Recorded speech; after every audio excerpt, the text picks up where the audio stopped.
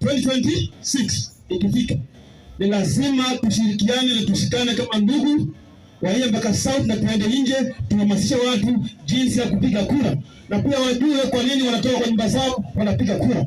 Hilo litakuwa ni muhimu sana, kwa sababu vijana tumekuwa tukitumika vibaya sana. Tunapewa shilingi 200 tunaenda kuleta vurugu mahali ambapo haifai, na sisi lazima tukane hilo, na viongozi wametumia kama silaha.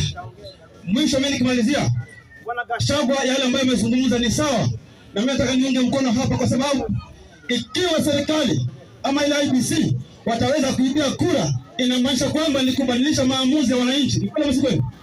Na sisi hatukubali kama wananchi kwamba 2027 ibiwe kama zile kwa njama zimeibiwa. Hilo hatakubali. Kwa hiyo Bwana Gachagua alichosema si kutishia mtu, amepeana ilani ile ambayo ni notice, na sheria ya Kenya pia inasema ukiiba sitafungwa, si ndio? Hiyo sheria ni mbaya. Gachagua amesema ukiiba kura noma, si ndio? Sisi pia tutashirikiana na Gachagua na wale wengine ambao watapinga kuiba kwa kura za wananchi. Wewe ambao uko hapa usiweogopa, kwa sababu wewe kijana hauna kitu. Mimi nataka nikwambie, vita vikija leo, tajiri atakuwa na wasiwasi kwa sababu atapoteza mali yake. Wewe uko nini wewe? Si ndio? Hakuna kuogopa vita. Kama ni mbaya, afadhali tupoteze siku 100. Kama itakuwa mbaya hiyo mbaya, lakini kwambia tuheshimiane. Asante sana. Asante sana kiongozi. Mmoja pesa muone hapa.